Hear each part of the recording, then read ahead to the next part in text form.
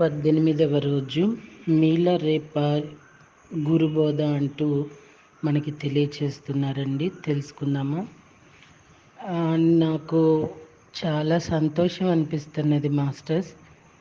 చాలామంది బుక్స్ కొనుక్కొని ఈ ఆడియోస్ విని కొనుక్కోవటం అంటే అది నిజంగా నేను చేస్తున్న ప్రయత్నం కాకపోయినప్పటికీ అది జరుగుతూ ఉన్నది. అంటే కొనుక్కుంటూ ఈ ఆడియోస్ వింటూ మరింత మందికి అందిస్తున్న వారి యొక్క జ్ఞాన పిపాసన అనేది అభినందనీయం. అది ఒక సర్వీస్ అనే చెప్పాలి. నా జీవిత అనుభవంలో, అంటే ఆధ్యాత్మిక జీవిత అనుభవంలో మనం స్పిరిచువల్ వర్క్ ఏది చేస్తున్నా అది చాలా ఆనందదాయకం. మనం ఏమీ ఆశించక్కర్లేదండి. అనుకోనివి, అవసరమైనవి మనల్ని వెతుక్కుంటూ వస్తాయి. ఎప్పుడైతే ఆధ్యాత్మిక సేవ చేస్తామో వితౌట్ ఎక్స్పెక్టేషన్, ఏమి మనం ఎక్స్పెక్ట్ చేయకుండా అలా చేసుకుంటూ వెళ్ళిపోతే మాత్రం మనము ధ్యానం చేస్తేనే ఎదుగుతాము అనేది కాకుండా సర్వీస్ చేసినా కూడా ఎదుగుతాము అనేది నా జీవితంలో నిరూపణ అవుతున్నదండి. ఎందుకంటే పత్రి సార్ తెలిస్తేనే మాట్లాడు, లేకపోతే మాట్లాడొద్దు, ఏదో చెప్పాలని మాత్రం మాట్లాడొద్దు అని అంటూ ఉంటారు. అలాగా పత్రి సార్ అనటానికి కారణమండి, అది ఎంతో కర్మమూటని పోగు చేస్తుంది. తెలిస్తే మాట్లాడేది. నిజం చెప్పాలంటే అనిత మేడం నోటెమ్మట వస్తున్నది ఎంతోమంది ఆచరిస్తూ ఉంటారు. నేను ఏదో చెప్పాలి, ఇంత నన్ను రిసీవ్ చేసుకుంటున్నారన్న తపనలో నేను చెప్పాను అనుకోండి, అది కరెక్ట్ కాకపోతే వాళ్ళు నమ్మకంతో ఆచరిస్తూ ఉన్నప్పుడు ఎలా అంటే, ఒక డాక్టర్ ప్రిస్క్రిప్షన్ రాస్తే మనం అది ఆ ముందు ఏంటి, దాని సైడ్ ఎఫెక్ట్స్ ఏంటి, అది దేనికి పనిచేసి ఇవేం చూసుకోము. ఎందుకంటే ఆ డాక్టర్ మీద నమ్మకం.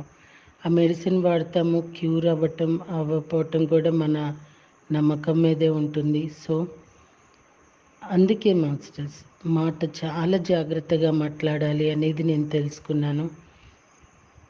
రోజు రోజుకి నన్ను నేను జాగ్రత్తగా మాట మీద ఎరుకతో ఉండేటట్టుగా చేస్తున్న మీ అందరికీ కూడా నేను చెప్పలేనంత ఆనందంతో కృతజ్ఞతలు చెప్పుకుంటున్నాను.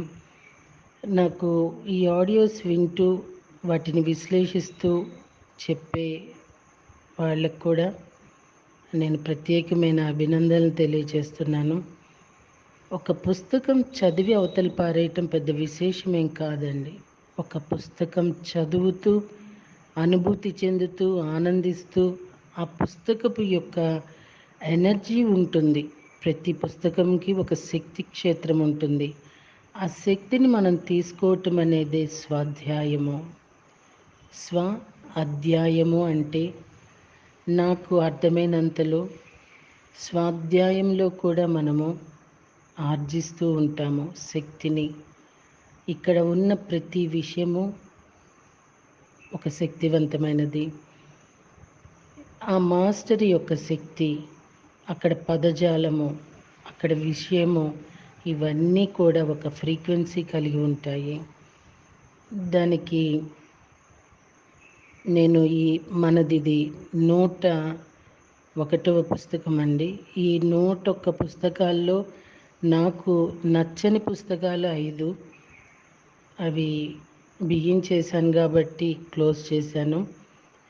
ఈ మిగతా బుక్స్ అన్నీ కూడా నేను ఎనర్జీని అనుభూతి చెందాను, ఆ ఒక్క 5 బుక్స్ తప్ప. అవి చెప్పాలంటే వాటిల్లో ఎనర్జీ నాకేం కనిపించలేదు, అనుభూతి చెందలేకపోయాను కూడా. సో అండి, ప్రతి పుస్తకము ఎంతో విలువైనది. మనం అది పంచుకుంటున్నామంటే అక్కడ మనకు అవసరమైనదే మనం పంచుకుంటామనేది నాకు అర్థమవుతూ ఉన్నది. ఎనీహౌ మాస్టర్స్, నేను తెలుసుకుంటూ నా వాళ్ళైన మీతో పంచుకునే మహద్భాగ్యాన్ని నాకు కలిగించిన మీ అందరికీ శిరస్సు వంచి నమస్కరిస్తున్నాను. సో అండి, గురుబోధ అంట. చూద్దామా? గురువుగారు తర్వాత మీరు ధ్యానం చేసుకోవడానికి అజ్ఞాతవాసానికి వెళ్ళారా అని నేను అడుగుగా శ్రీ మీలారేప గారు ఇలా చెప్పసాగారు. నా గురువు నన్ను ఒక రాతి గుహలో స్థిరంగా ఉండమన్నారు. అందులో నుండి బయటకు వచ్చే అవసరమే లేకుండా కొద్ది రోజులు సరిపోయే ఆహారాన్ని సేకరించి పెట్టారు. తరువాత మరలా సకాలంలో నాకు ఆహారం గుహలో గల రాతి ద్వారం నుండి అందించేవారు. నేను మెత్తని ఆసనం మీద కూర్చొని శరీరంను కదల్చకుండా 11 నెలలు ధ్యానం చేశాను. ధ్యానానికి కూర్చునే ముందు శిరస్సుపై వెన్న దీపంను పెట్టుకునేవాడిని. ఆ దీపం వెలిగినంతసేపు ధ్యానస్తుడినే ఉండేవాడిని. రాత్రైనా పగలైనా ఆ దీపం ఆరిపోయిన తర్వాతనే విశ్రాంతి తీసుకునేవాడిని. అలా నేను 11 నెలలు గడిపిన తర్వాత మా గురువుగారు వారి శ్రీమతి గుహ దగ్గరకు వచ్చి నేను బాగా సాధన చేశానని, ఇప్పుడు నేను గుహ నుండి బయటకు వచ్చి వారితో కలిసి భోజనం చేసి సాధనా ఫలితాలను చెప్పాలని ఆదేశించారు. అయితే బయటకు రావటానికి నాకేమాత్రమూ మనస్కరించలేదు. కానీ నా గురువుగారు ఆజ్ఞాపించారు కనుక నేను శిరసావహించవలసినదే. అందువలన గుహకు అడ్డుగా కట్టుకున్న గోడను పగలగొట్టుకొనటంలో తొందరపడకుండా చిన్నగా చేస్తూ ఆలస్యం చేయసాగాను. అప్పుడు శ్రీమతి మార్పా వచ్చి, నాయనా, నీవు బయటికి రాదలుచుకోలేదా అని అడిగారు. నాకు ఈ గోడను పగలగొట్టాలనిపించటం లేదు అన్నాను. అలాంటిదేం పెట్టుకోకు. కొన్ని శకునములు చాలా ప్రాముఖ్యం కలవని నీకు తెలుసు కదా. నీవు గుహ నుండి బయటకు రావాలని సూచనలు వచ్చాయి. అదీగాక మీ గురువుగారి స్వభావం అంత మంచిది కాదని నీకు తెలుసు. నీవు అలా ఆలస్యం చేస్తూ కూర్చుంటే మళ్ళీ ఏమైనా చెడ్డ శకునాలు కలిగితే నిన్ను నేను రక్షించడం నా వల్ల కాదు. నేను కూడా సహాయపడతాను. త్వరగా బయటకు వచ్చేయి అంది. ఇక్కడ నిన్ను రక్షించడం నా వల్ల కూడా కాదు అంటే ఒక విషయం గుర్తొచ్చిందండి. ఈ పుస్తకాలు ఆడియోస్ చేయటం వలన బుక్స్ అమ్ముడుపోవటం లేదని ఒక అపోహని చాలామంది బ్రేక్ చేస్తున్నారు.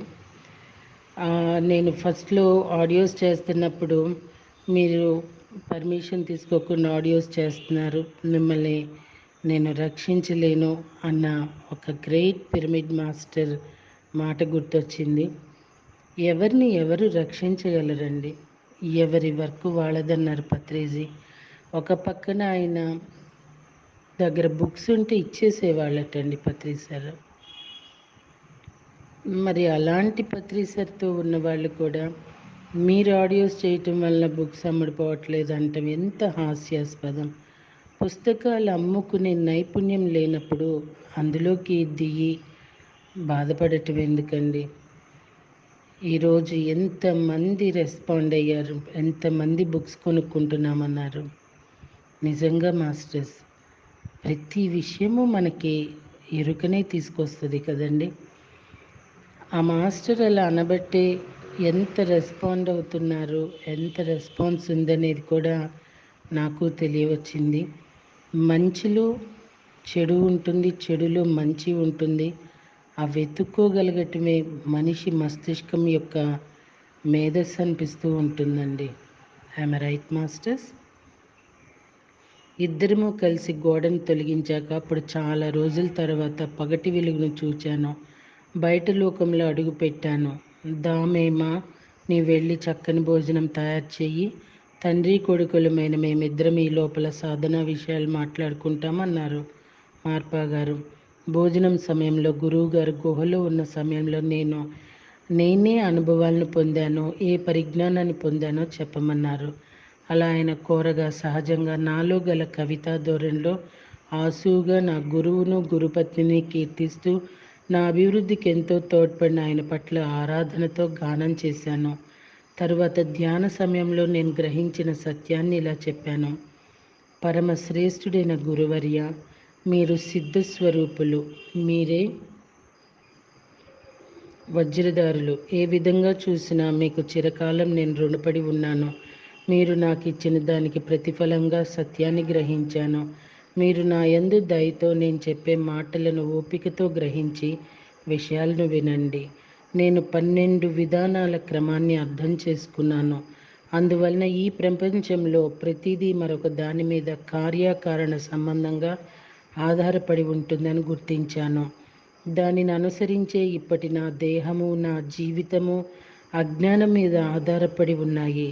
అజ్ఞానమే పునర్జన్మకు కారణం. ఆ విషయంను గ్రహించిన వారికి పునర్జన్మ నుండి విముక్తి పొందటానికి ఈ దేహాలే కారులవుతాయి. తక్కిన వారికి దేహాలు జనన మరణాలకు కారణమైన సంసార చక్రానికి బంధించే సంకెళ్ళు మాత్రమే అవుతాయి.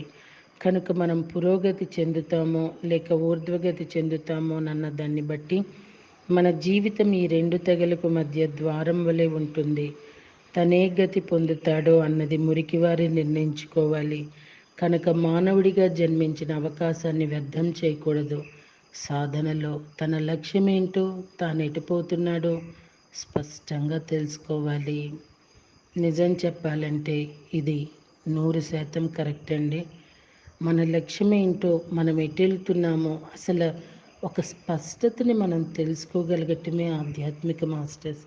ఏవేవో చేసేసి ఏవేవో పొందేయటం, ఈ బాహ్య ప్రపంచంలోని ప్రశంసలు ఏవో ఈ వర్క్ ఇవి కాదండి. అసలు ఇది స్పష్టత కావాలండి. దానికోసమే నేను కూడా పోరాడుతున్నాను masters. Thank you very much.